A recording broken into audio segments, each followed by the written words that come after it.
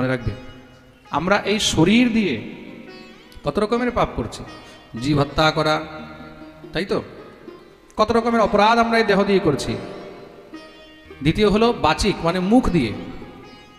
আমরা নিজের মুখ দিয়ে কাউকে যদি কুভাষা বলছি, কুশব্দ বলছি, কাউ নিন্দা করছি, চর্চা করছি, এগুলো হলো পাপ। মানসিক, মন দিয়ে আমরা মনে মানসিক যদি কার বিষয়ে চর্চা করছি, মানসিক কার যদি আমরা ক্ষতি চাইছি, মানসিকও যদি আমরা কাউকে কোনো প্রকারের দুশ্চিন্তা কার প্রতি করছি, তা সেটাও কিন্তু অপরাধ। প্রেম সে বলো। আমরা 3 প্রকারের পাপ সবসময় করেই চলেছি। তা এটা থেকে কি করে মুক্ত হওয়া যায়? বলে এই প্রশ্ন এক সময় মহারাজ জনক নবযোগেন্দ্রদের কাছে করেছিলেন। ধর্মান ভাগবতান ব্রূত যদিনঃ শ্রুতয়ে ক্ষমম यही प्रसन्नः प्रपन्नाय दास्यत्यात्मानमप्यज। এক সময় প্রশ্ন করেছেন, তখন নবযোগেন্দ্রগণ উপদেশ করেছেন। এটাকে নবযোগেন্দ্র সংবাদ বলা হয়েছে। কায়েন বাচা মনসেন্দ্রিয়ৈর্বা বুদ্ধ্যাত্মনা বা অনুসৃতস্বভাবাৎ কरोति यदि यत्सकलं परस्मै नारायणायेति समर्पयेत्। মনে রাখবে, জীবনে আমাদের দ্বারা কায়িক বাচিক মানসিক যতই পাপ ইত্যাদি হয়, এই সমস্ত পাপ থেকে আমরা শুধু একটি রাস্তা দিয়ে বেরোতে পারি।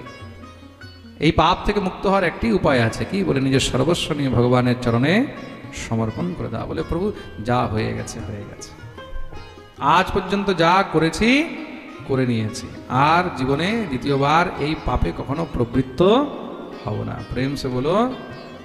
আসলে দেখো, পাপের জিনিসটা কি? পাপ একটা এমন জিনিস, পাপ যে নিজে করে সে তখন দেখতে পায় না যে আমি পাপ করছি, কিন্তু আপনি যে পাপ করছেন সেই পাপ দুনিয়ার মধ্যে সবাই দেখতে পাচ্ছে। প্রেম সে বলো। তো যখন বুঝতে পারবে যে আমার দ্বারা ভুল হয়েছে, আমার দ্বারা পাপ হয়েছে, অপরাধ হচ্ছে, সব ত্যাগ করে ভগবানের শরণাগতি নাও। এইকান্তিক, একদম ঐকান্তভাবে হরির শরণাগতি নাও। বর্তমানেও এই পৃথিবীর মধ্যে এমন একটা দেশ আছে, যেই দেশের মধ্যে কেউ যদি কোনো অস্ত্রশস্ত্র ইউজ করে, কেউ যদি কোনো মিসাইল ছাড়ে, ওই দেশের ভিতরে ঢুকতে পারে না, হাওয়ার মধ্যে ওটা শেষ হয়ে যায়। ওই দেশের নাম হলো ইসরায়েল। দেশের নাম হলো ইসরায়েল। ইসরায়েল কাছে অ্যান্টি ব্যালিস্টিক সিস্টেম রয়েছে, আর তার কাছে একটা ডোম সিস্টেম রয়েছে। ডোম সিস্টেম মানে বুঝলেন? যেরকম ভাবে দেখুন, এই চশমাটা হলো একটা দেশ, এটা হলো দেশ। এই যে দেশটা আছে, এটা চারদিক দিয়ে একটা অদৃশ্য একটা কাভার করা রয়েছে। ইদানিং কিছুদিন আগে ইরান 300টা মিসাইল ছেড়েছে ইসরায়েলের উপরে। 300টা মিসাইল। 5টা মিসাইল ছাড়লেই বৃন্দাবন শেষ হয়ে যাবে। 300টা মিসাইল ছেড়েছে, 300কে 300 আকাশের মধ্যেই শেষ। ভাবো কিরকম টেকনোলজি ইউজ করে রেখেছে। এই কথাটা আমি কেন বললাম? এই কথাটা বলার কারণ হলো, পূর্বে আমাদের কাছেও এর থেকেও উন্নত টেকনোলজি ছিল।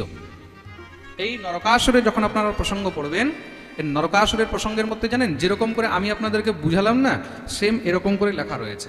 তার যে নগর ছিল, নগরের বাইরে ডিম্ব আকৃতি, মানে ডিমের আকৃতিতে একটা আচ্ছাদন ছিল পুরো রাজ্যের বাইরে। বুঝতে পেরেছ? যেরকম ডিম হয়, সে ডিমের মতন একটা গোলাকৃতি করে আচ্ছাদন ছিল।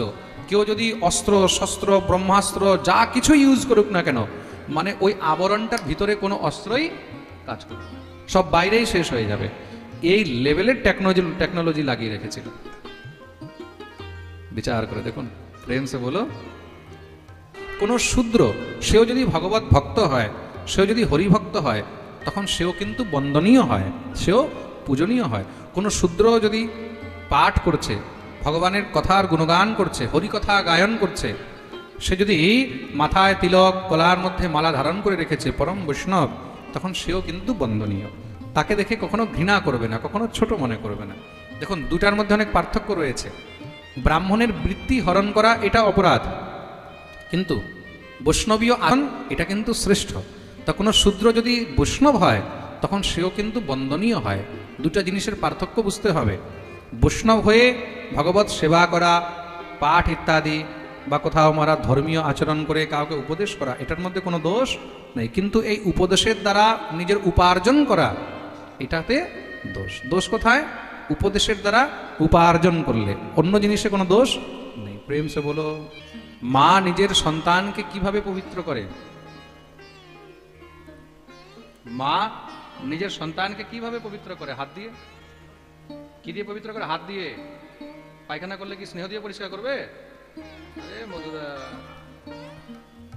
মাতা পুনাতি হস্তাভ্যাম। বাচ্চা পায়খানা করে দিয়েছে, তো মা কি দিয়ে পরিষ্কার করবে বলো? হাত দিয়ে। বাচ্চা যদি মলত্যাগ করলো, মা হাত দিয়ে পরিষ্কার করবে। কিন্তু নিন্দকা জিহ্বামলম, আর যারা নিন্দুক তারা কি করে? তারা পরের পাপগুলোকে, মানে পরের মলগুলোকে জিহ্বা দিয়ে পরিষ্কার করে। শাস্ত্র কত বড় কথা বলেছে, বুঝতে পেরেছ? যারা নিন্দা করে, নিন্দুক, মা তো হাত দিয়ে পরিষ্কার করে, আর নিন্দুক জিভ দিয়ে পরিষ্কার করছে। নিন্দা কি? নিন্দা মানে মল, নিন্দা মানে এটাও পায়খানার সমান। তা যারা নিন্দা করছে বুঝে যাবে যে তারা জিভ দিয়ে পরিষ্কার করেছে। নিন্দকা জিহ্বামলম। প্রেম সে বলো। তার জন্য কেউ আপনার যদি নিন্দা করে, তাহলে ভিতরে ভিতরে আরো প্রসন্ন হবেন, খুশি হবেন, বাহ আমার পাপগুলোকে চেটে চেটে পরিষ্কার করছে।